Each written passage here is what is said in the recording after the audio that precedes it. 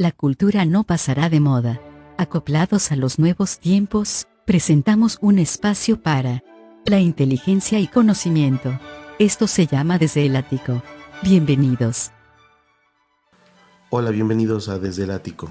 Hoy el tercer programa en donde vamos a tratar acerca de la obra de Demetrio Aguilera Malta, puntualmente Don Goyo, donde se narra una historia acerca de un patriarca que vivía en los manglares, sobre su vida, sobre su pasión y al final sobre sus últimos días.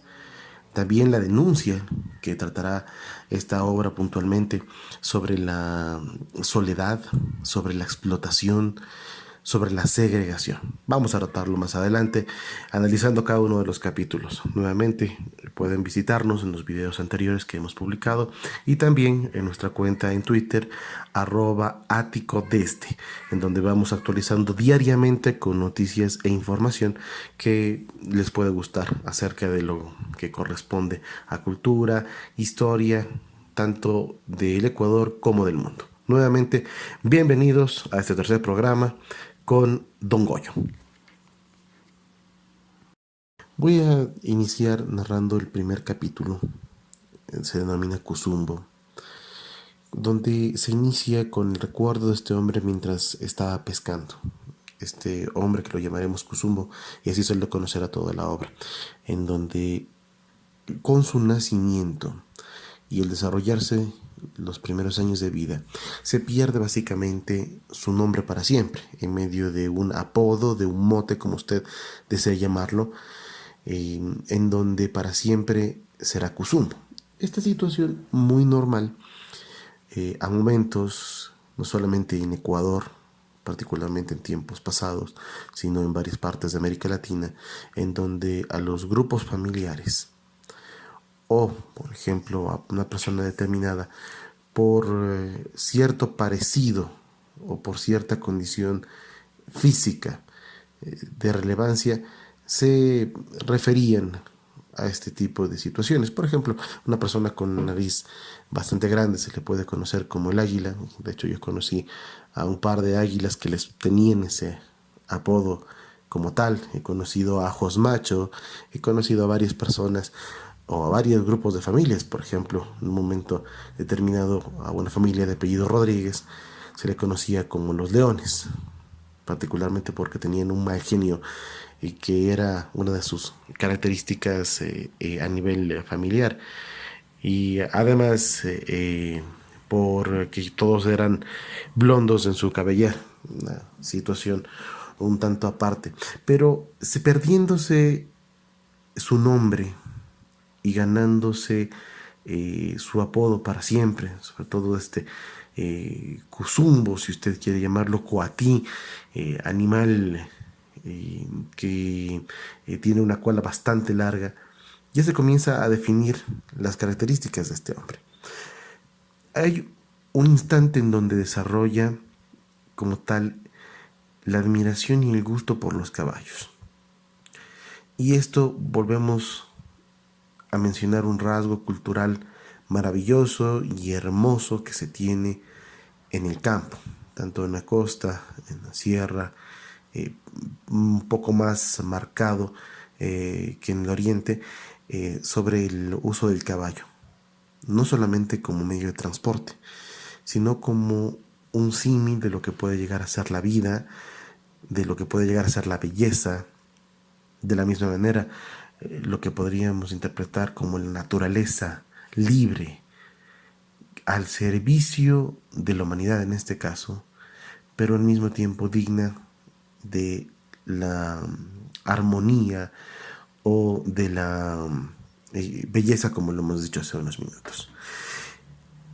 Un momento determinado también comienza a regresar con sus recuerdos hacia el pasado, no solamente con el tema de su nombre, sino con su vida, en su infancia y juventud, en donde comenzamos a vivir la primera, no sé si decirlo, vivencia o anécdota, alrededor de Don Encarnación Estupiñán, que es una figura la cual sería, o hubiese sido más bien, fantástico haber tenido un poco más de su desarrollo, sobre todo porque don Encarnación Estupiñán era una persona a la cual las poblaciones, cuando él llegaban y ponía respeto y todo el mundo quería escuchar su palabra. Básicamente era la palabra sabia, autorizada, como más adelante don Goyo lo sería.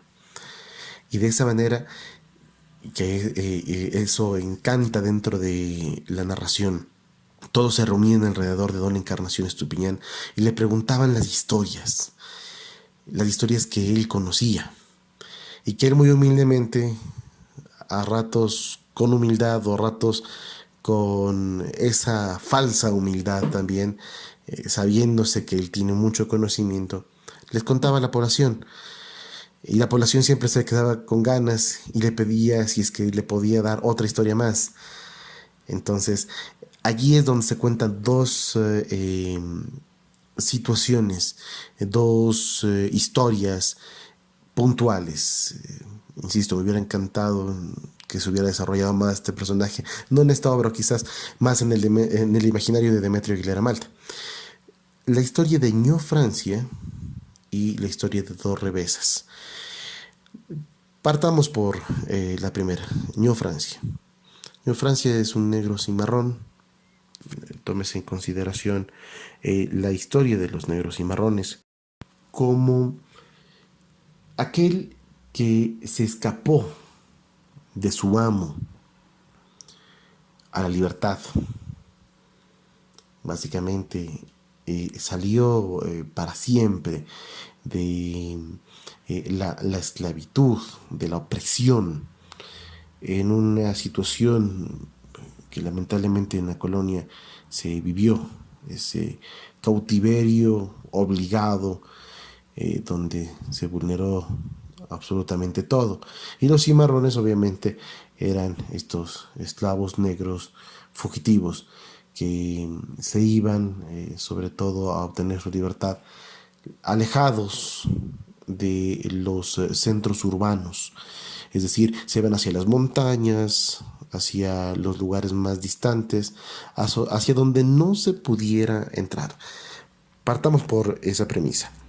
En Francia vivía con su familia, pero sobre todo tenía una capacidad que vamos a verlo no solamente en los libros desarrollados por varios literatos ecuatorianos, sino varios escritores a nivel latinoamericano, en donde esta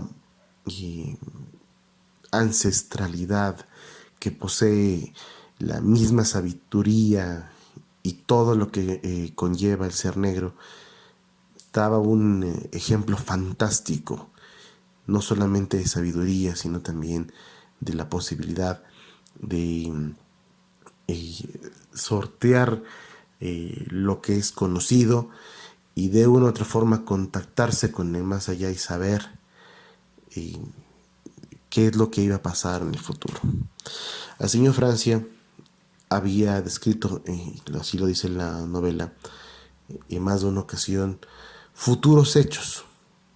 Y particularmente el que indica la historia es aquel en donde iba a devenir la muerte, que Ño Francia va hasta la hacienda de un blanco patrón bastante soberbio y a la gente que estaba por allí cercana y les dice que deben alejarse de ese lugar, que va a darse una desgracia a través de la misma naturaleza y que tenían que huir. El blanco se mofó en cierta manera, se burló de Ño Francia, de su conocimiento y de su sensibilidad hacia estos temas.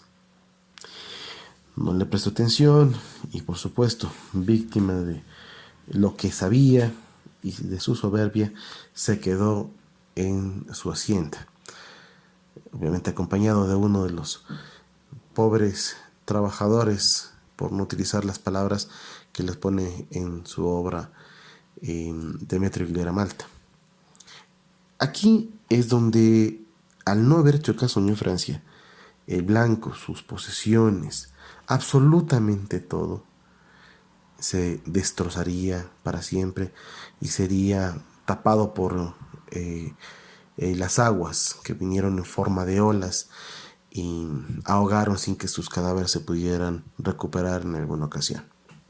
Eso como parte de la primera historia. La segunda trata acerca de una mujer a la cual se denomina Agayuda por parte de la gente, nacida en Daule, en donde a pesar de ser agalluda y fuerte de carácter, es engañada por uno de estos blancos, y ya vamos a indicar más adelante la denominación de blanco en la obra. Pero dejémoslo así nada más, como la persona que se encuentra o que viene de fuera, que viene de ciudad, o que en su mayor dimensión, hablemoslo así, es el que tiene los medios de producción, es el que esclaviza, el que no solamente se abusa de la persona, sino el que por su condición piensa que es noble desde el punto de vista de la nobleza, no en el sentido correcto de la palabra, sino en poseer una especie de sangre azul y considerarse que ha sido poco más y electo como tal por la divinidad y porque así lo ha querido la providencia. Entonces, tiene engañado por uno de estos blancos, esta mujer llamada o denominada Agayuda, un hijo, y en un momento determinado sale de allí a buscar mejores días junto con su hijo al pueblo de Dorrevesas, el cual estaba siendo próspero. Particularmente aquí habla acerca de un fenómeno en la costa, en varios lugares, acerca del carbón y de la producción del carbón. Cuando ella los cocinaba, los trabajadores, una de estas personas intentó en la noche meterse a la habitación, sobrepasarse, por no decir violarla, y esta mujer toma a su hijo, sale despavorida mientras se armaba una situación caótica y se despertaba ese pueblo. Sale con su niño a coger una canoa en medio del agua, y en un momento determinado el agua a momentos juega malas pasadas, situación que ha pasado siempre, por cierto, y los ahoga. Entonces la gente que normalmente pasa por allí siempre se santigua. Es también un poco de agorerismo el que se maneja con esa situación en particular. Dejando aparte a don Encarnación Estupiñán, que haré un símil más adelante cuando ya tengamos que hablar de don Goyo, en los capítulos en donde él ya aparece. Él comienza a ver la historia de su sexualidad y se comienza a desarrollar a partir de la copulación de Fajado y de Jaboncillo.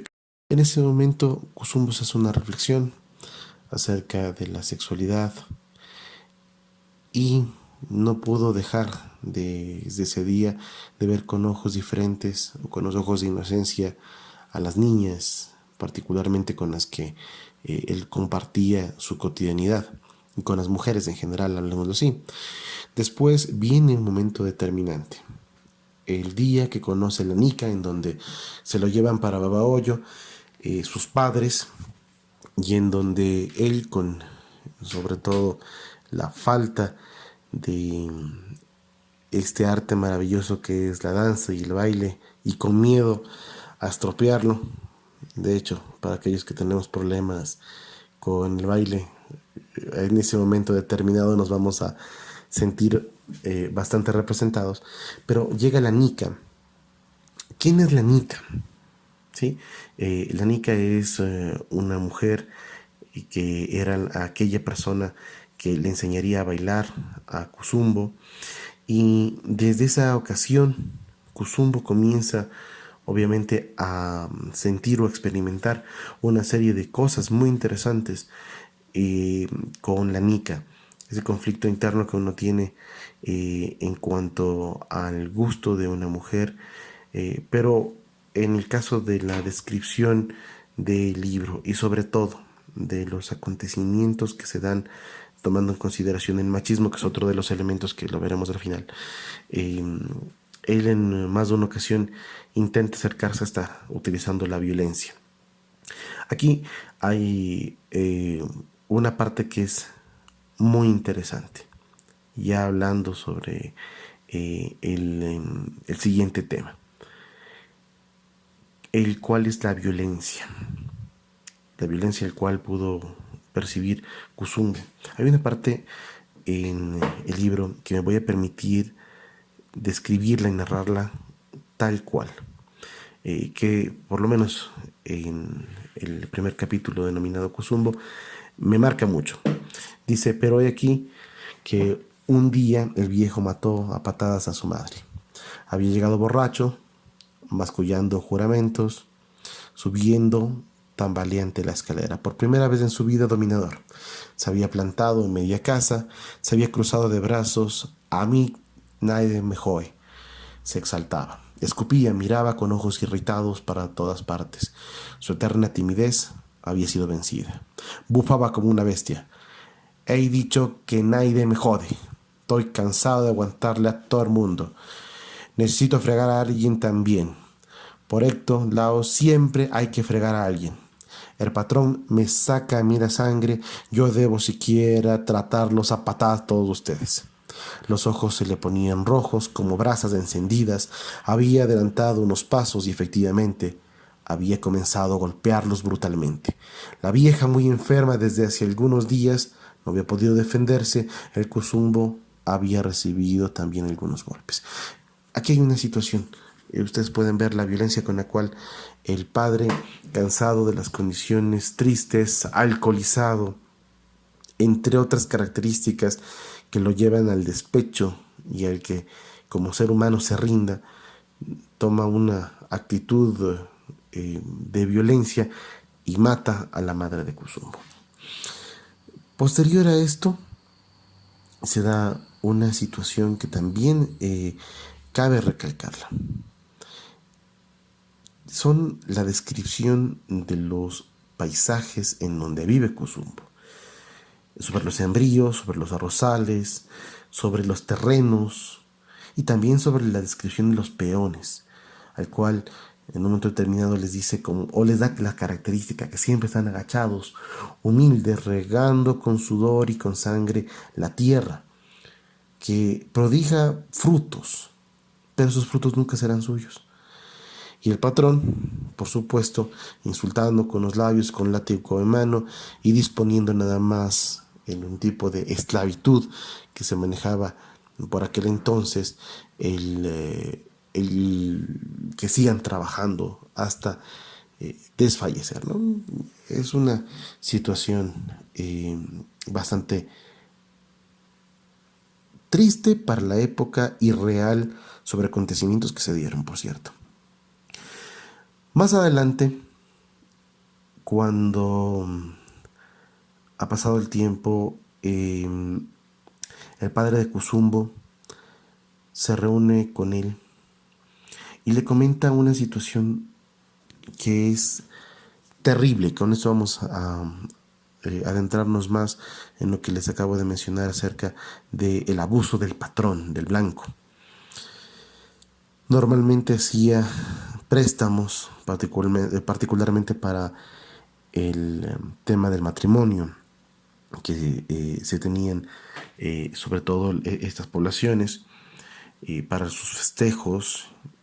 Y aquí encontramos que ese dinero llegaba a tener intereses tan gigantes que lo pagaba no una generación, sino varias generaciones. No es que con la muerte del poseedor del crédito se terminaba la obligación, sino que sus hijos lo tenían que seguir pagando. El padre de Kusunbo, que había caído ya en el alcohol totalmente, le dice a Kusunbo que tiene una deuda bastante fuerte y que no alcanzaba a pagarlo. Kusunbo, pese al sufrimiento y el recuerdo terrible de la muerte de su madre, comienza a sentir lástima y en ese instante le dice que él se va a hacer cargo de la deuda. Mientras paga y sigue pagando, Cusumbo llega incluso un nuevo patrón a la hacienda, el nuevo Blanco. Entonces, en un momento determinado, aquí utilizan una expresión terrible el autor acerca de la llamada ancestral de la taberna, en donde así como su padre Cusumbo cae en el alcohol y comienza a beber para olvidar absolutamente todo, entre ellos el dolor. No sabía en un momento determinado qué es lo que pasó. Solo pensaba en tomar y en ahogar en el alcohol todo ese dolor. Incluso el patrón le hace el comentario fuerte diciéndole: usted está cayendo en el alcohol, usted siempre ha trabajado bien y de una u otra manera está acabando con su vida. Pero más que por el tema de preocuparse como ser humano, es porque no había quien sea el esclavo de sus terrenos. Voy a decir la palabra esclavitud. Si bien es cierto, no es como la que nosotros conocemos, pero eran estas, yo lo llamo así esclavitud, esta forma de atar a una persona, una obligación, de pagar eternamente intereses, de estar básicamente laborando por una misma persona para alcanzar a pagar deudas heredadas, en donde recibía menos de la cantidad de jornal y tenía que aguantarse los embates y sobre todo la humillación por parte de los patrones, los blancos. Un momento determinado hay el giro completo de Cusumbo, cuando va a buscar a la Nica. Y la va a buscar la Nica y sin darle mucha posibilidad, utilizaré esta palabra, tal vez quienes han leído el libro me puedan criticar. La secuestra, la toma. Se la lleva a vivir con él, obviamente ofreciendo una mejoría en cuanto a su vida, en lo que ella conocía. Y sobre todo existe el cambio de Cusumbo para ese momento. Inclusive comienza a alejarse ya para siempre de las cantinas, haciendo un gran esfuerzo porque había caído en el alcohol, y sobre todo comenzó a luchar por la vida, a luchar por su Nica. En un momento determinado cobraba lo poco que tenía y comenzó a vivir con ese miserable salario y pago para su Nica. Incluso da un par de narraciones sobre lo bien que comienza a sentarle para su vida la presencia de la Nica. Pero el cuento de hadas se desvanece para siempre, y de una manera estrepitosa, considero yo. Un momento determinado él está dirigiéndose con el machete al hombro para deshiervar y comienza a escuchar risas, burlas. Él se vuelve inclusive a reclamar cuáles son las razones. La gente se calla. En un momento determinado hay alguien, el chismoso, que no sé si es que es chismoso por bien o por mal, pero le hace conocer que la Nica y el patrón, el que lo esclavizaba, estaba teniendo amoríos. Particularmente el patrón estaba entrando a su casa y teniendo relaciones sexuales con la Nica mientras él estaba trabajando. En esta parte de la historia me gustaría hacer un símil con otras grandes historias para poder ubicar dentro de el tiempo o de los acontecimientos a la Nica. Y me gustaría incluso hacerlo con obras que ya existían, poniéndonos a pensar un poco en Ana Karenina, por ejemplo, en donde tenía un hombre que la amaban y que pese a que era bondadoso, era bueno, no le brindaba la pasión. Entonces, obviamente, esta mujer decide en cierta forma dejarse seducir por otro hombre, y comienzan las habladurías alrededor. No quiero llegar al tanto centro de la obra de Karenina porque no es mi intención, pero en cierta forma recoge un tanto de la personalidad de Ana Karenina, en donde se olvida del hombre bondadoso y busca la pasión, el sexo, en otras palabras, el que le colme la carne. Quizás también tenga algo de, y insisto, voy a volver a hacer un símil de Madame Bovary, en donde, a pesar que vivía con un hombre adinerado, bueno, el caso de Cusumbo, era un hombre que intentaba darle las comodidades, pero un hombre pobre, eh, busca en el cuerpo de dos amantes aventuras y pasiones. Y ese sería básicamente la marca sobre el cual se encontraría para siempre metida o encasillada Madame Bovary. Por eso al final ella decide suicidarse. Estoy haciendo, insisto, un símil solo en algunos temas de la personalidad de estos dos grandes obras con, y más bien personajes, con la Nica. Quizás podría poner una tercera analogía respecto al Ulises. El Ulises de James Joyce es una novela que, insisto, debe las personas al menos leer una vez en la vida. Quizás para algunos pueda llegar a ser muy tedioso la intención de la novela, un día entero acerca de la vida de Leopoldo Bloom. Quizás no se tengan la madurez para ese tipo de lectura, pero insisto, es uno de mis libros predilectos. En donde Ulises me parece que vendría a tener Cusumbo algunas características de Leopoldo Bloom, sobre todo cuando se da cuenta que su esposa es infiel y sale a caminar por la ciudad, se encuentra con la cotidianidad, con la vida, con el día a día, con las eh, cosas de su vivencia, mientras en su casa está otro hombre. Entonces, pero aquí añadido, para regresar a la obra como tal, la situación que ya contenía un conocimiento terrible.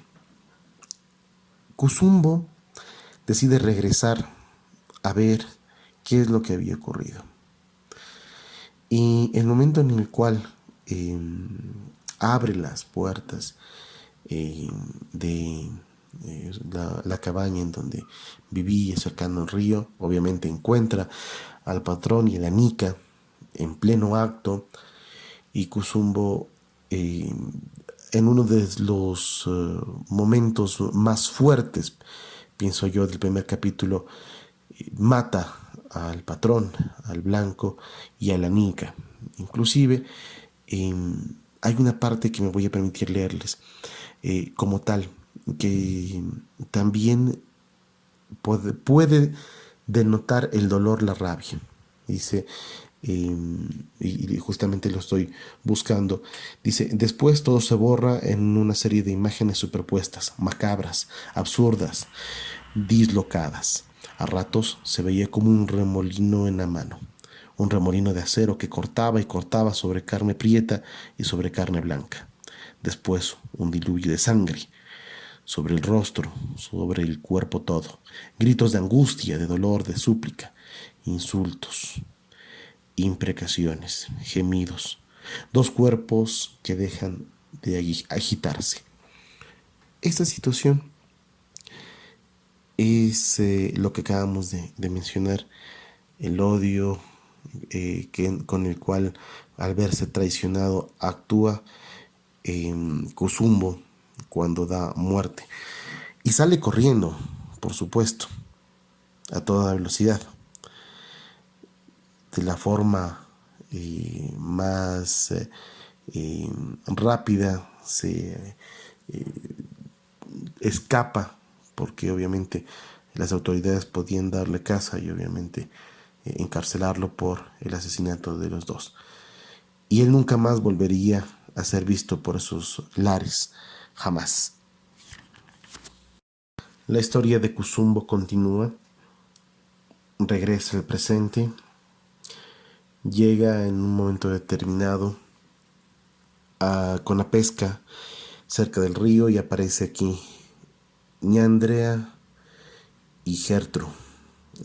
Gertrude, como cariñosamente la llamaban, en donde no voy a tener en este momento hasta el capítulo pertinente en la vida de Gertrudis Kim, la cual es hija de Don Goyo, y de Ñandrea, que es la segunda esposa de Don Goyo.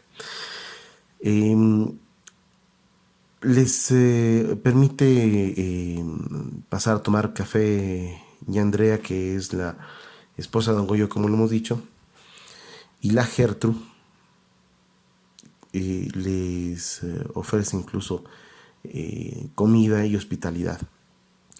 En un momento determinado, Cusumbo se queda viendo que es una mujer bastante bella, sobre todo se queda impactado al observarla, y obviamente que le ofrece matrimonio.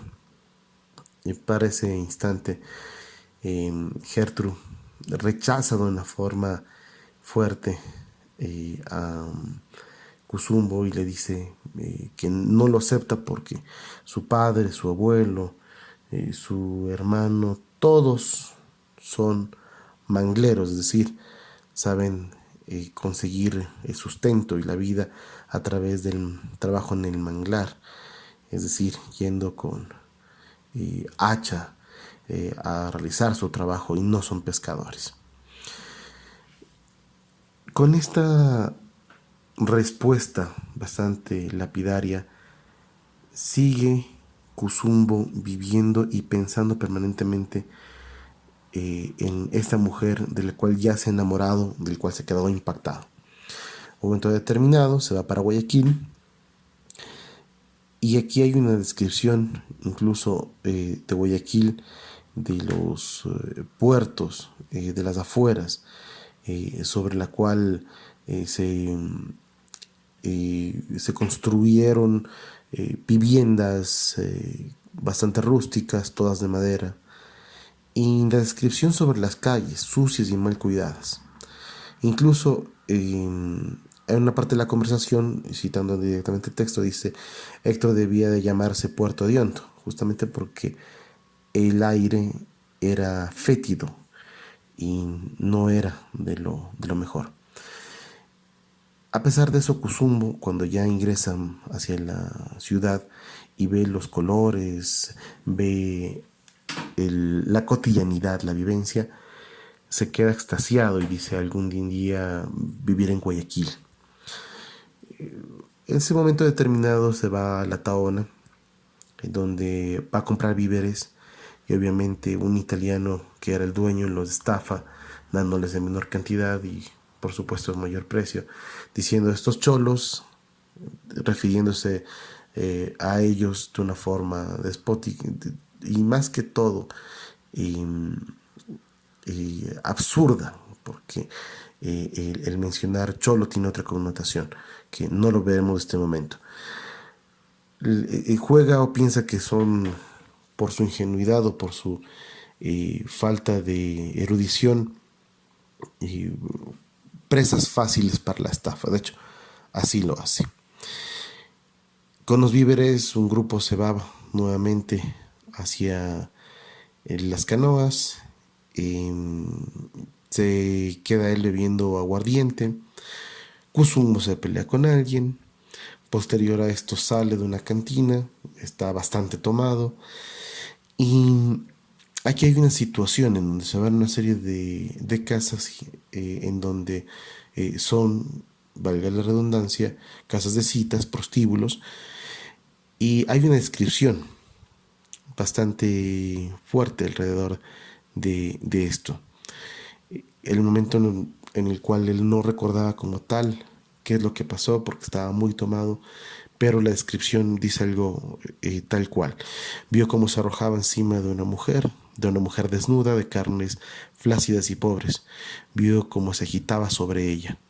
Al ímpetu feroz del aguardiente, vio cómo hacía gestos de repugnancia su propia carne que se había sentido bañada en un sopor gelatinoso. Regresa nuevamente a Cusumbo a su hogar, y en medio de su trabajo se da cuenta que está enfermo. Incluso utiliza esta palabra y en la obra va a ser así varios personajes: estoy fregado, como una antelación ante lo que va a venir y posiblemente algo malo que puede llegar. Entonces, Kusumbo al principio lo llevan para que se pueda analizar con un médico. Lamentablemente no puede ese mismo día, pero las cosas se complican. Entonces, el estar fregado significaba que en su pene se encontraba enfermo, salía pus, y tenían que lavarlo todos los días con sales de plata. Incluso comienza a hacer un análisis acerca de la comida y de los pinchazos y de todo lo que pasaba, y le decía que eso es para blancos, o para las mujeres, inclusive lo dice así. También nos sorprende que sacaban a gente muerta de él todos los días, había gente que se moría, y que él normalmente ya se encontraba en un estado de desesperanza. Un día también se dice que se había mejorado. Entonces él sale a la calle buscando en un momento determinado regresar, obviamente, hacia su mundo, hacia su vida, y encuentra justo cerca de donde se encontraba eh, recluido por su salud, de esta casa de salud, a Ña Andrea y a la Gertrude, en donde le dice: vaya donde Don Goyo. Don Goyo le va a curar. De hecho, regresa donde Don Goyo, él de una forma ancestral le da a beber agua de guineo, que estaba sentado durante varios serenos, dice la obra. Jugo de limón cocido le inyectó por la uretra, haciéndolo saltar. Le preparó quién sabe cuántos brebajes más y lo curó. Y desde ahí Cusumbo le toma odio a las mujeres. Pero no solamente odio a las mujeres, sino el trago, que fue el que promovió todo esto. Y también a la ciudad y los blancos. Él va, compra un hacha y una guitarra, y comienza a aprender el oficio de el manglar. Dice: voy a picar mangle. Así comienza su vida en el mangle. Entonces, tomando en consideración este primer capítulo, ya podemos referirnos acerca de Cusumbo como tal. Cuando ingresemos al segundo capítulo, veremos que la historia de Cusumbo pasa a un segundo plano, lo cual es de una forma maravillosa manejado por el autor.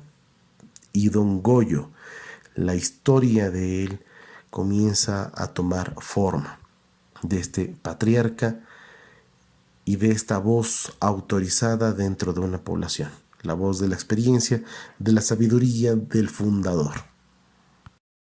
El segundo capítulo se llama Los mangles se van e inicia dentro de un velorio. Ña Andrea, la esposa de Don Goyo, le brinda licor por la difunta a Don Caslo, que era uno de los deudos. Don Caslo levanta la copa, en un principio con bastante repugnancia, y se comienza a definir quién es Don Caslo. Es el blanco invasor. Aquí también comienza a definirse la historia de Cusumbo y la Gertrude, y en medio de estas conversaciones en donde Cusumbo comienza a realizar este cortejo hacia la hija de Don Goyo. Posterior comienza a tocar guitarra, a bailar, situación que le impresiona a la Gertrude, y más adelante se vería cómo se comienza a definir poco a poco la vida de Don Goyo. Se dice que es padre de 5 generaciones y que su historia como tal era a través del manglar y de las islas. De hecho, es uno de los que inician con la estadía en este pueblito que se encuentra en medio de las islas, que se denomina Cerrito de los Morreños, que justamente se encuentra en el Golfo de Guayaquil. Don Goyo lleva a Don Caslo, el mismo que estaba muy tomado, en la barca. Van haciéndole un favor, a pesar que notamos con claridad que había una antipatía clara, mutua, hay una hipocresía entre Don Goyo y Don Caslo. Aquí es donde, en un momento determinado, la tierra llama, el manglar llama al fundador de llamémoslo así, el asentamiento de Cerrito de los Morreños y los pueblitos o caseríos más bien aledaños, y en donde le dice el manglar a Don Goyo: Don Goyo, si pudiera correr, alejarme de este ambiente hostil, deslavar mis pesadas raíces, mis brazos colgantes e innumerables, hundirlas en los barros de otras islas no profanadas todavía, no asistir a la muerte de lo que más he querido, treparme sobre el pasado como una arafia monstruosa, o hundirme en el océano en que nací y en el que pasé toda mi infancia. Goyo, viejo amigo, eterno compañero de siempre, si pudiera correr, si pudiera huir. Ese llamado le pide Don Goyo el cuidado que se tenía que tener sobre el manglar, y sobre todo sabiendo que esto podía provocar a futuro una circunstancia que históricamente ocurrió, es decir, la profanación de los manglares por parte de los blancos. A su regreso, Don Goyo, de una forma de despertar casi, dice a la población: no podemos cortar mangle. En esas palabras, estoy leyendo tal cual. Dice que los manglares son como ellos mismos. ¿Y qué definición más fantástica? La naturaleza llama y habla. Es decir, la tierra se ha comunicado con su hijo, posiblemente con su hijo más querido, con el fundador, con el que siempre ha estado, y lo trata de amigo, lo trata de hermano. Esta situación de manifestar con voz autorizada: no podemos cortar más mangle, significa la prohibición a su pueblo, a su gente, de dejar de trabajar sobre lo que habían conocido toda su vida. Y obviamente la gente le hace caso. La historia no se detiene aquí. Más adelante Cusumbo y la Gertrude tienen su primera vez. Aquí hay una situación bastante llamativa alrededor de lo que le dice la Gertrude en más de una ocasión a Cusumbo. Mientras tanto, sobre este tema, tiene un miedo la Gertrude, que al probar la primera vez y al probar las mieles de su cuerpo y de su vida, Cusumbo ya no quisiera casarse con ella y que la deshonrara en otras maneras. Mientras tanto, al terminar su acto como tal, pueden distinguir que pasa frente a ellos Don Goyo, el cual solamente se limita a continuar con su trajín. No mira nada, sigue lentamente y se va, y los amantes se quedan allí mientras tanto. Ahora, habíamos dicho hace instantes que Don Goyo prohíbe el cortar el mangle, de profanar el manglar. Entonces la población sale ya a la pesca, porque el mismo Don Goyo les dice que hay otras formas de llegar a tener su sustento de una forma digna, siendo que dentro de la población no fue bien recibido dejar lo que históricamente lo habían hecho, pero al ser disposición de Don Goyo simplemente se tenía que cumplir. Él sabría por qué lo hacía, y su palabra no iba a ser objetada. Entonces salen a buscar pez, logran buscar si es que había alguna especie y no encuentran sobre todo las formas de pescar. Aquí aparece la figura de Don Layton, que es Don Layton es una de las eh, personas que vamos a encontrar desde el segundo capítulo hasta el final como eje dentro de la vida y uno de los responsables de la población. Quien les enseña o les vuelve a inducir en la pesca es Cuzumbo.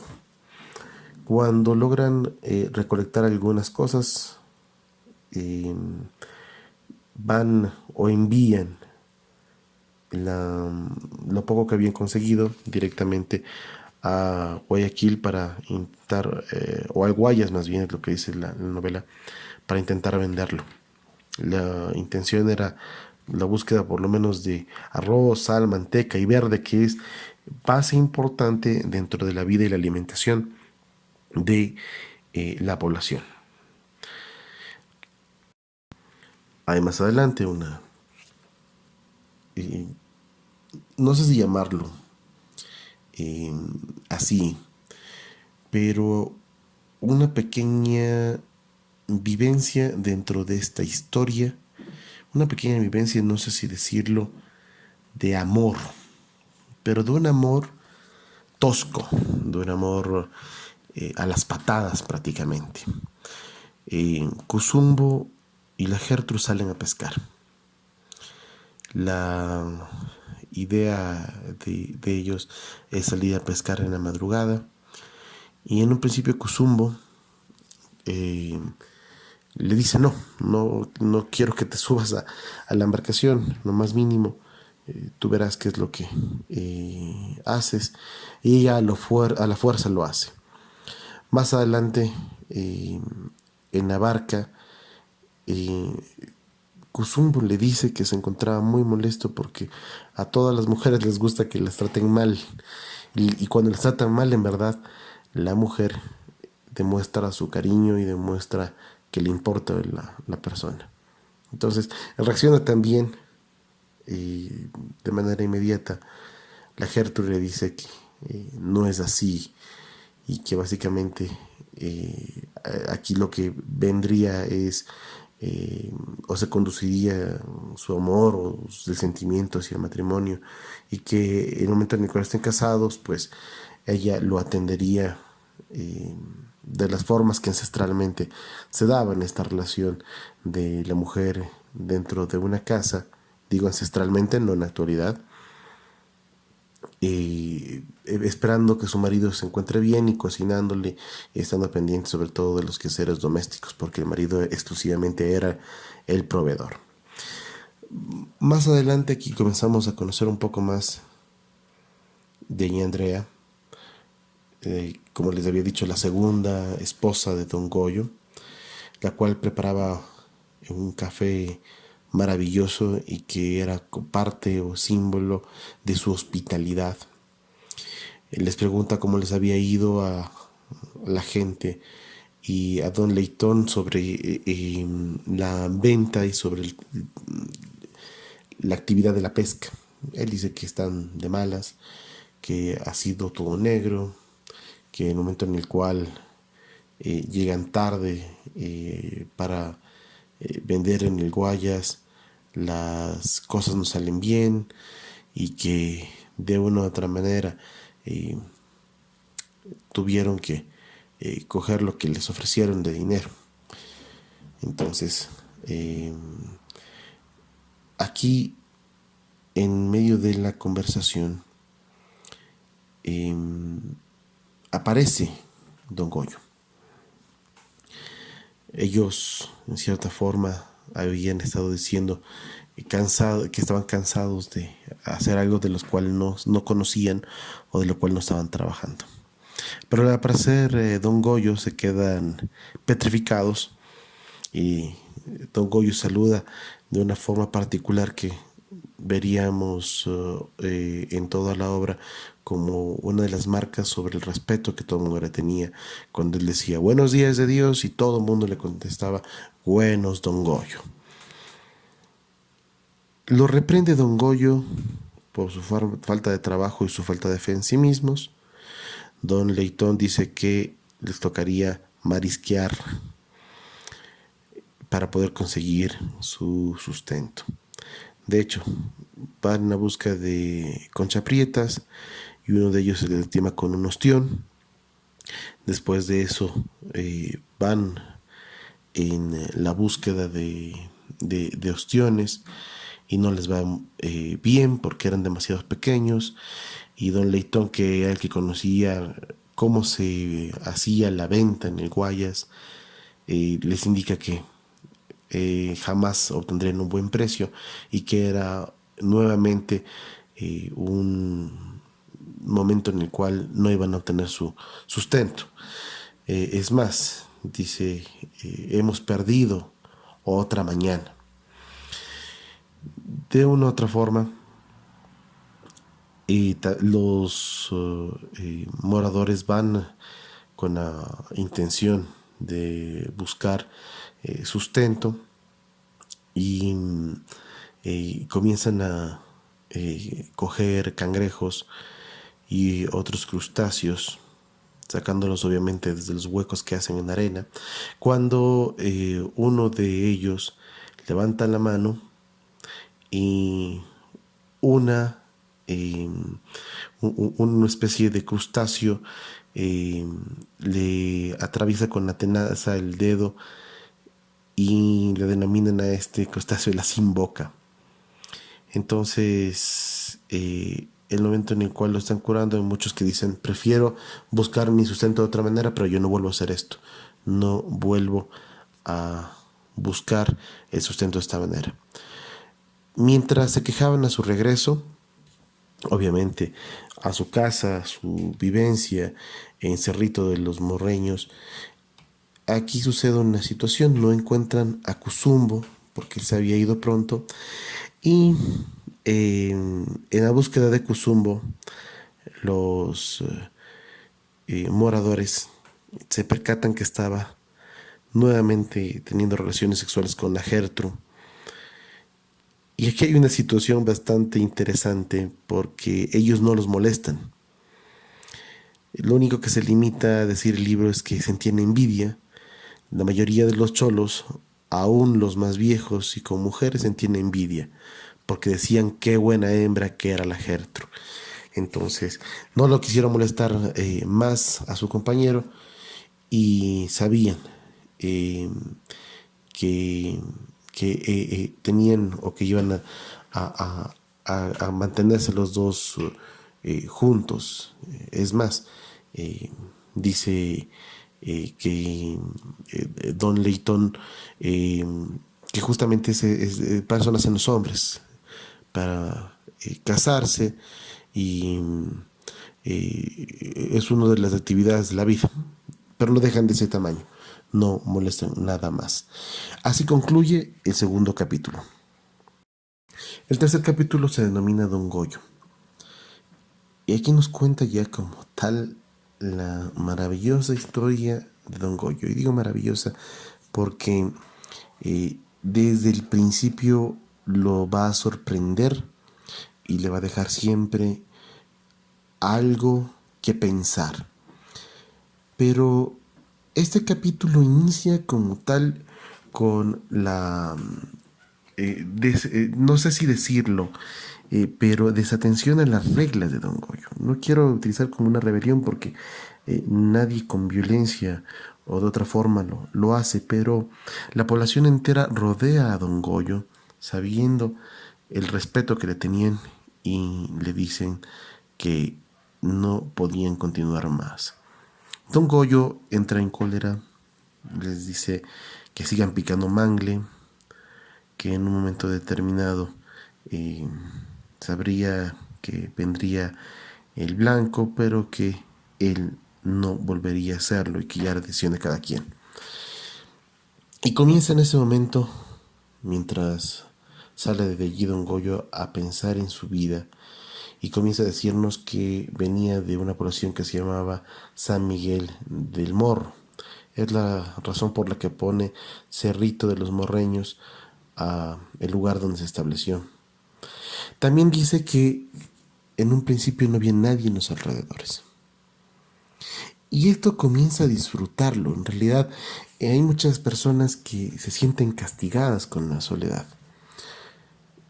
Al contrario, don Goyo disfruta de la naturaleza y comienza a complementarse con la misma.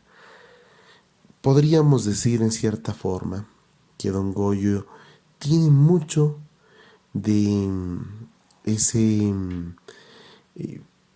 tal vez llamémoslo así, fenómeno ermitaño, ¿sí? Que, por ejemplo, o dándolo en términos generales, ese eremitismo que existe en la historia del hinduismo, por ejemplo, o que también encontramos mucho en el budismo, donde el monje se encuentra reflexionando frente a la naturaleza y obviamente sale de la población, sale de la urbanidad y encuentra en el lugar más alejado su felicidad frente a lo natural y allí realiza su vida, su pensamiento. También encontramos mucho de esto ya en el fenómeno ermitaño en la Iglesia Católica. En algún momento determinado este tema dará para mucho. Cada vez que recuerdo el inicio de don Goyo, de la descripción de su salida, me hace recordar a San Onofre, por decirlo de alguna manera, que es venerado como santo en la Iglesia Católica y que se marcha a vivir solitario, fuera de la civilización, eh, teniendo su propia forma de sobrellevar su vida en el desierto. En este caso no fue en el desierto, sino fue en un estado de naturaleza. Él también me hace recordar a San Jerónimo, que es tan recurrido obviamente por la iglesia al demostrarse que era uno de los más entendidos o los que podía acercarse más a los temas bíblicos, en donde también requirió constantemente a este padre de la iglesia eh, la soledad para hacer su reflexión sobre la historia, sobre la vida, sobre el mundo. Los ermitaños siempre han existido, es una parte fundamental de aquello, pero aquí voy a destacar también a una característica que es el ascetismo.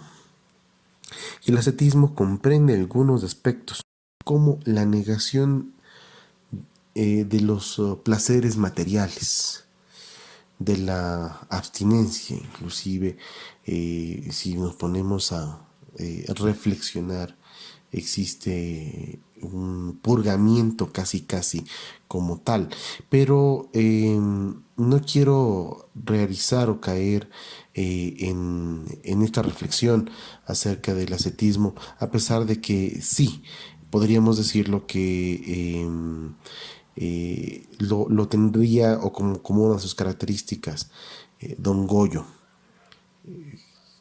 Purificó su espíritu juntamente con su vivencia con la naturaleza. Y eso es una situación que es muy digna de destacar, el hombre frente a la soledad. Ahora, el otro fenómeno que quiero analizarlo es la soledad. El miedo a la soledad que tenemos todos los seres humanos, el no poder disfrutar de nosotros mismos. Y al decir, obviamente entiéndase bien el manifestar de disfrutarnos. A veces muy sabroso y muy saludable. Y si es que usted no lo ha hecho, le invito a que lo haga. Salga a tomar un café con usted mismo. Disfrútese. Disfrute de su propia compañía, de sus manos, de su rostro, de los sabores que su lengua pueda tener. Invítese a un café, algo muy sencillo, que posiblemente no le cueste tanto dinero. No le digo hacer otro tipo de cosas. Invítese a un parque, usted solo, niño, joven, adulto, adulto mayor. Salga y póngase debajo de la sombra de un árbol y va a ver lo placentero que puede resultar esa experiencia. Nosotros, por un tema psicológico, estamos necesitados permanentemente de estar con alguien. El miedo a la soledad, el miedo a encontrarnos con nosotros es extremadamente doloroso y no quiero recurrir a una fórmula de autoayuda del cual desde ya jamás van a encontrar, por lo menos en este espacio, que yo le hable a usted de autoayuda, pero es una forma de poder interiorizarnos y de poder incluso psicológicamente saber cuáles son nuestras falencias, cuáles son nuestras virtudes y disfrutarnos, paladearnos a nosotros mismos. Entonces, la invitación para aquel que está escuchando esto a tomarse unos minutos o encontrarse a sí mismo. Le aseguro que va a ser una experiencia magnífica si no lo ha hecho. Y si no lo ha hecho hace mucho tiempo y antes ya se ha consentido, te invito a consentirse porque francamente y eso psicológicamente se va a entender que para que usted pueda entregar algo bueno al resto, para que usted pueda entregar su totalidad, tiene que efectivamente aprenderse a querer. ¿Sí? Y esto es una situación a veces muy difícil. Regresando al texto puntualmente, en medio de esta soledad y en medio de este disfrute, comienzan a llegar a las islas colindantes varias personas. Dice que llegó Don Quinde con su mujer y su familia y establecen una choza con láminas de zinc. Al mismo tiempo comienza a llegar otro tipo de familias, por ejemplo, Banchón, que venía solo, llega de la misma manera. Más tarde los Chamaidán, el Maestro Lino, los Melgar. Entonces se vuelve más alejado que nunca y comienza a tener un rechazo hacia estas personas, es decir, al ser humano. El rechazo al ser humano como tal, podríamos más bien denominarlo como un rechazo interpersonal.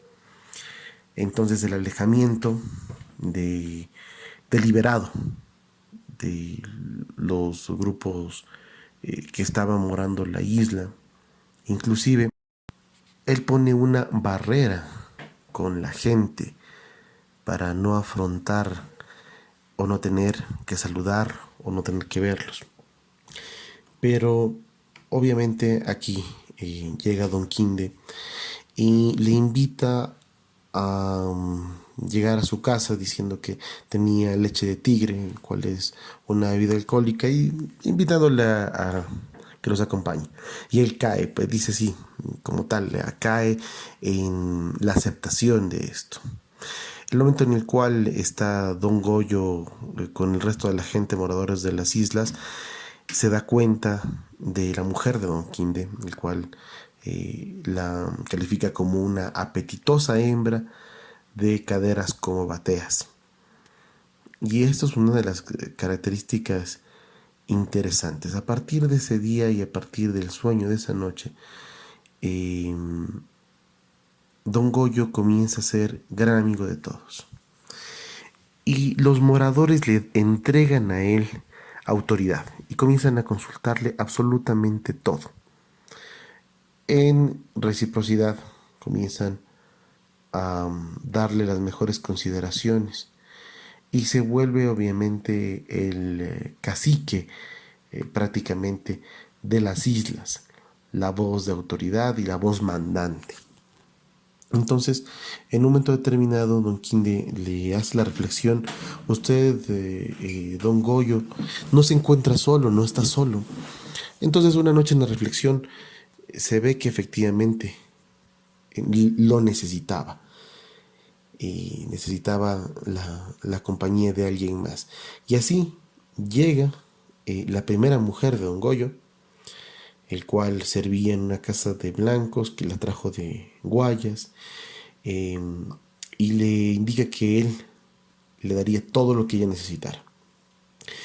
Esta mujer, llamada Margarita, al no mucho tiempo, y tomando en consideración que don Goyo era una persona que había liberado básicamente su sexualidad y su sensualidad con ella, embaraza a Margarita y nace su primer hijo, un niño, un varón, el cual desde el principio lo toma a su cuidado, mientras a Margarita la aleja totalmente de la educación y esa de su propia vida, y del niño con formas bastante fuertes y con experiencias como acercarse a oler la naturaleza, desde los olores más agradables hasta los olores más fétidos, lo comienza a formar. En un momento determinado incluso dice que ya lo ha formado como hombre.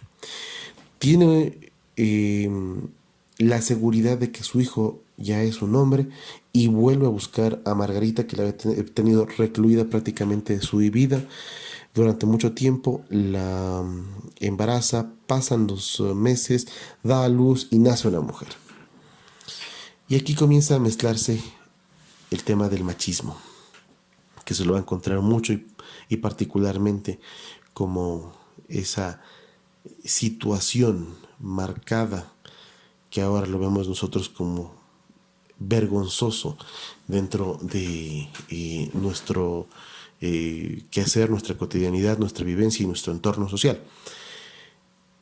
Pero mucho más en esas comunidades que hasta la fecha continúan siendo extremadamente machistas, donde han dejado a un costado a la mujer dentro de su desarrollo. Se queda estupefacto don Goyo, maldiciendo, protestando, angustiado, pensado que era una tragedia, y en un principio él tiene una actitud antipática a su propia hija. Entonces él un día determinado sale a marisquear y al regresar a su casa escucha la voz papá, papá. Al ver esta situación, don Goyo se rompe en mil pedazos y el amor supera o destruye cualquier tipo de concepto, y lo único que hace es golpear en la vida a don Goyo. Y se da cuenta que la niña era el amor de su vida, era ese amor dormido. Él solamente la acaricia y comienza desde ese momento a entregarse en educación, tal cual y con el mismo sistema que con su hijo, intentando hacerlos gente fuerte, particularmente con experiencias duras, pero aceptando con amor a su hija. Y después de eso pasa el tiempo, llegarán más hijos, se reconcilia con su mujer. Los años continúan llegando, la familia aumenta. Cerrito de los Morreños ya no es solamente un caserío, sino comienza a formarse en un pueblo.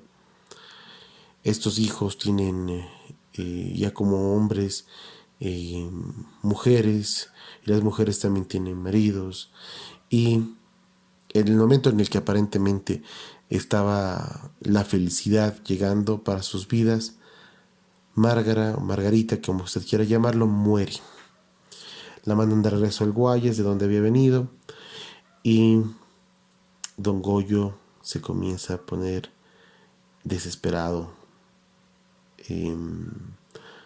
Dice el libro que no se encontraba, no se hallaba a sí mismo don Goyo. Estos recuerdos regresan nuevamente al presente. Y se da cuenta don Goyo que una de las actividades para poder pasar su penuria era trabajo. En este caso es el picar leña de mangle. Y al maestro Lino, como carpintero, le pone encima de la mesa una idea que sería uno de los sustentos de la población, y le dice que hagan una balandra y que ellos le darían todo lo que necesite. Incluso le dice que se vayan a vivir a la casa de ellos justamente para que pueda seguir trabajando. El maestro Lino trabaja, le mandan a traer de Guayas muchas cosas que necesitaba, y cuando terminó le pone el nombre de Mercedes Orgelina a esta balandra. Esa misma noche, el maestro Lino se lleva a una de las hijas de don Goyo. Don Goyo fue a buscarlo con un machete para matarlo, pero en un momento determinado se dio cuenta que la fecundidad que podría producir esto más bien sería a favor de la misma población, y dijo un poco más tranquilo que regresen cuando quisieran y que él los perdonaba. Posterior a esto, don Goyo, sintiéndose en esta soledad tan fuerte que comienzan a llegar con el paso del tiempo, a pesar que el libro no lo dice así, pero parece que él ya extrañaba la compañía de alguien. Busca nuevamente una segunda mujer, y con esto llega ña Andrea. Ña Andrea se encontraba casada con un montubio que la golpeaba terriblemente.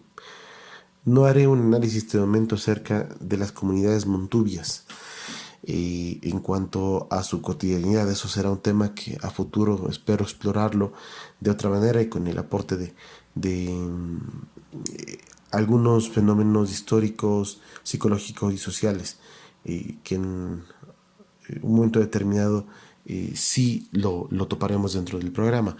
Pero ña Andrea había ido a vivir a la ciudad.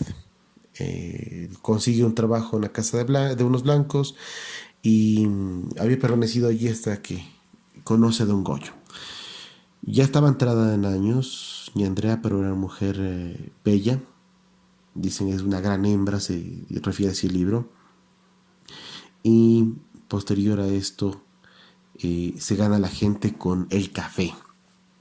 El café de monte, que es una de las características de el Montubio, en donde su sabor es inconfundible, mucho más fresco y más sabroso. Y yo no sé si es que el café es más sabroso por la frescura o quizás por el amor en el cual está hecho como característica. Todo esto hace que en un momento determinado pasen el tiempo y ña Andrea tenga una sola hija, que es la Gertrude. La historia se sigue desarrollando cuando don Goyo conoce a don Caslo. Don Caslo era un blanco que había llegado a trabajar el tema del carbón, lo manda a llamar a don Goyo. En un principio don Caslo le dice a don Goyo que le gustaría mejorar la situación para la gente de la isla. Él lo cree en cierta forma, reúne a los moradores y a la gente que lo escuchaba. Le dicen que hay que trabajar con don Caslo, pero se dan cuenta que don Caslo es un blanco y es explotador. Aquí viene un tema mucho más fuerte que se da y que en la relación de explotación es una permanente, el buscar de la población más humilde, darles o entregarles cualquier moneda a cambio de que formen por la explotación fortunas, un grupo de patrones, un grupo de gente que tiene los medios de producción particularmente. Pero aquí no se iba a quedar la cosa, porque se dan cuenta, don Goyo habla con su gente y, si bien es cierto, existe una relación de respeto, un respeto bastante hipócrita, pero de lejos. No vuelven a trabajar con don Caslo. Además, me olvidaba, como un tema importante, don Goyo les dice a su gente: hemos hecho la Mercedes Orgelina, nuestra propia embarcación. Allí es donde vamos a seguir enviando la madera. Nosotros ya no vamos a reunirnos más con don Caslo a trabajar para él. Da un salto la historia hacia el presente y encuentra a don Goyo. A don Goyo, que saca su canoa y que iba, o que pensaba, salir de todo este desbarajuste que había encontrado. Se dice que era una noche, y aquí, en cierta forma, tanto la tierra, que había sido tan generosa con él, lo vuelve loco, y él se vuelve loco de tristeza por la tierra.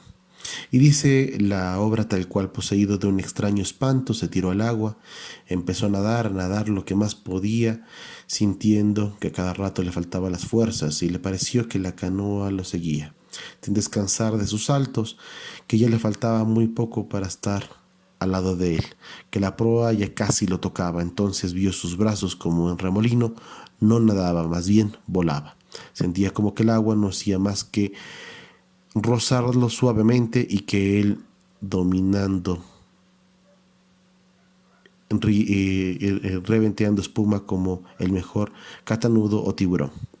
Llega a la orilla casi enseguida. Le pareció que la canoa se quedaba al pie de los mangles esperándolo, intentando vanamente subirse por el fango. Entonces don Goyo rió con una risa salvaje, brutal, que nadie le había conocido jamás, porque le pareció que los mangles empezaban a agitarse, que movían sus enormes ramas dudosas, intentando atraparlo como monstruosas serpientes grises.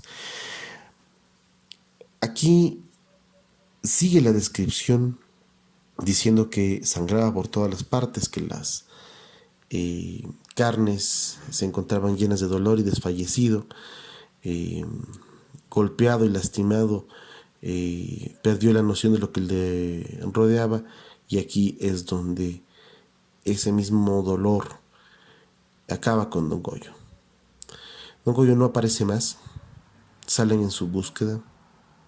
También hay una pequeña parte en donde, desobedeciendo a don Goyo, comienza a existir el trabajo con don Caslo, que tanto se le había advertido no hacerlo. Le intenta vender la madera, y don Caslo, en cierta forma, se mofa de esa población y de lo que había dispuesto don Goyo. Finalmente dice que estaba don Goyo sumergido en el agua, y es encontrado desnudo, prendido en las ramas vigorosas de el mangle.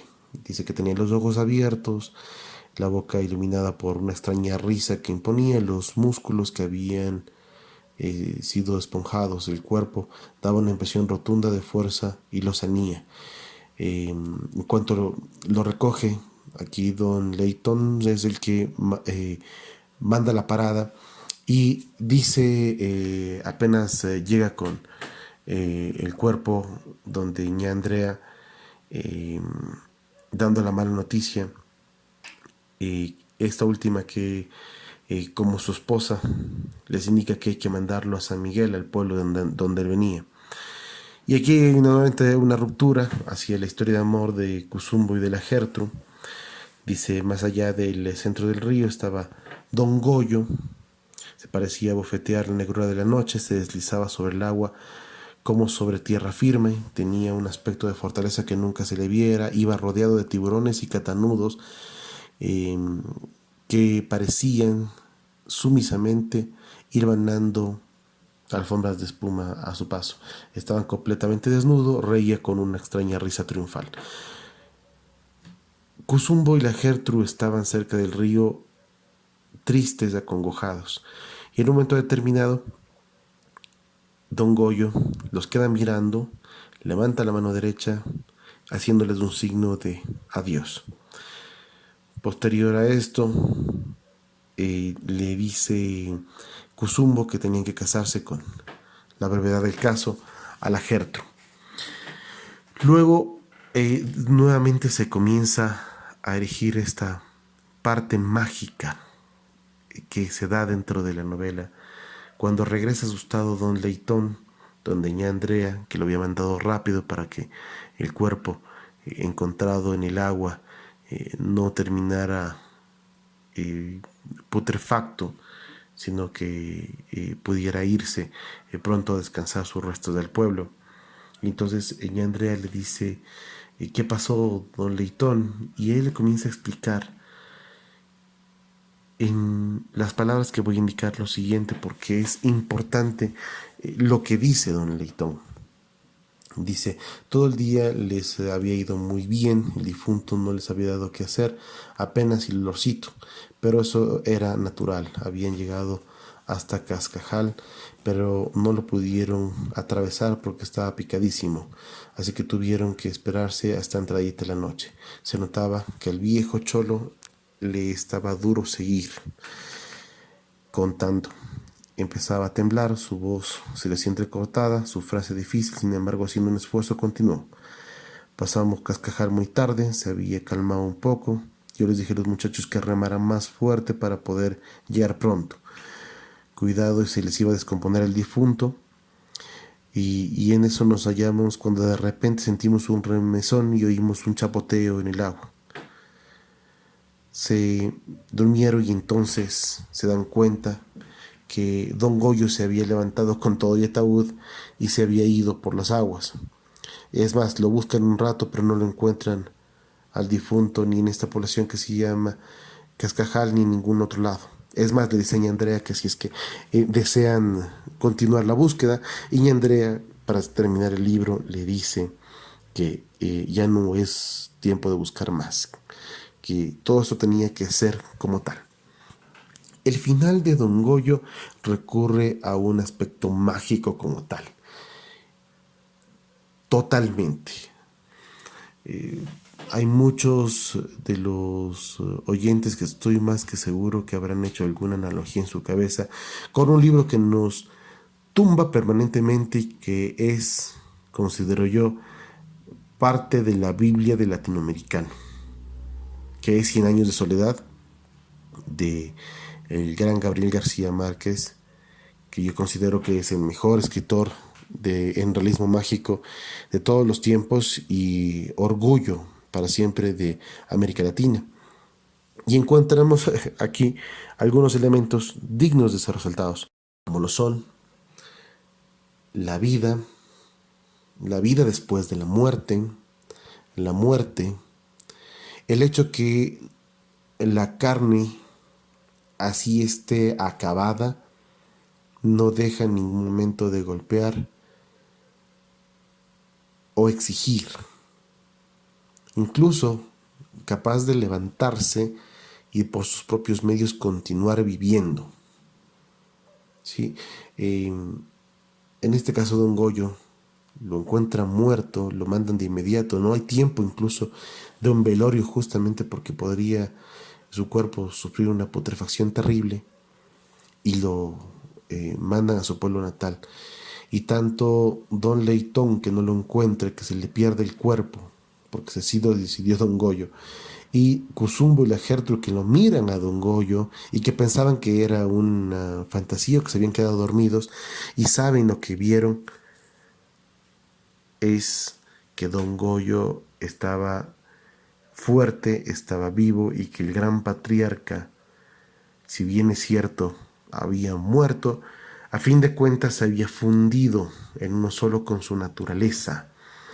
Y es la razón por la cual iba en conjunto con los tiburones, con los catanudos, que estaban sumisos y en los pies de él. Se había fundido con la naturaleza, como lo dije hace unos minutos, porque él ya era parte, porque si era una hermandad, y la hermandad que se había forjado a punta de la vivencia, el amor, el disfrutarse mutuamente, y con eso disfrutarse a sí mismo don Goyo, ha permitido en un momento determinado que don Goyo sea acogido como uno más de, ya no como un ser humano, sino como un hijo de la naturaleza, un hijo de el río, un hijo del manglar, un hijo de el cerro. Entonces, aquí hay una circunstancia mágica, maravillosa, pero que se define en cuanto a cómo se fundió don Goyo con la naturaleza. Aspectos habrá para analizar muchos más. Me he extendido en este audio eh, de este canal por muchas razones que usted habrá escuchado. He intentado hacer la mayor cantidad de ocasiones algunos paralelismos e intentar ilustrar con algunos ejemplos. Este libro, que yo considero uno de los 5 más importantes en cuanto a prosa de la literatura ecuatoriana en todos los tiempos. Y mi último comentario. Han existido dentro de nuestro país, dentro del Ecuador, varios autores que han tenido una forma maravillosa de narrar. Claro que también nos hemos encontrado con muchos otros que no y que han tenido en cierta forma un reconocimiento. Pero yo me refiero a por lo menos la gran mayoría. Y no se les ha dado el reconocimiento como tal por algunos fenómenos. Y fenómenos a momentos inexplicables. El primero de ellos, considero yo, ha sido la falta de conocimiento acerca de la obra de los ecuatorianos, de los autores nacidos en este país. Por ejemplo, Demetrio Aguilera Malta es uno de los grandes autores, digno en todo sentido de los halagos que históricamente se le hizo, y sobre todo de la carrera literaria que tuvo. Pero hay muchos otros que han quedado en el olvido y que los hemos podido conocer con el paso del tiempo, y que no le deben nada a ningún autor de otras partes del mundo. Segundo punto, la falta de publicidad. Al ser un país poco o nada desarrollado en cuanto a casas editoriales propias, y donde tenemos una falencia muy grave en cuanto a la población lectora, hace que la publicidad sobre el escritor ecuatoriano sea nula. Tercero, los medios de comunicación tampoco difunden la literatura ecuatoriana. Es muy raro escuchar espacios abiertos, con excepción de ciertos programas en donde se debata la vida, el quehacer o la obra de cierto autor. Por lo menos durante todo este tiempo no he escuchado un programa como tal o un foro permanente de debate sobre literatura ecuatoriana, tanto en verso, en prosa, en todos los géneros, hablemoslo así. Y finalmente, porque los mismos autores, a pesar que han sido muy buenos, siempre se han quedado en el silencio, y muchas veces hemos conocido su obra posterior a sus días. Decir de Demetrio Aguilera Malta algo más, francamente, es comentar acerca de sus obras. Particularmente me quedo con Don Goyo, es la que siempre me ha conmovido más, pero tiene otras tantas como 7 lunas y 7 serpientes, Los que se van, que considero yo en cuento, es llegar a ciertos focos de dolor y de segregación entre el cholo y el montubio. Eh, Siempre manifestaré eh, que Don Goyo para mí sigue siendo una de las obras más importantes que tiene este autor, y como les he dicho, entre las 5 mejores que puedo, o de mi gusto, hablemoslo así. Demetrio Aguilera Malta, con su obra y con su conocimiento acerca de la mitología y de la historia de la costa ecuatoriana, eh, permite que todas las ideas del realismo social, junto con otros grandes autores, formen lo que se denomina el inicio de la nueva narrativa ecuatoriana, básicamente con el lema 5 como un puño. Aquí Demetrio Aguilera Malta, junto a Joaquín Gallegos Lara, junto a José de la Cuadra, junto a Enrique Gil Gilbert y junto a Alfredo Pareja Díaz Canseco, formarían lo que se denomina como el puño de Guayaquil, o el grupo de Guayaquil, si usted quiere llamarlo así. Todos estos autores fantásticos y que dejaron dentro de su legado un altísimo nivel en cuanto a literatura, en cuanto a narración y en cuanto a descripción.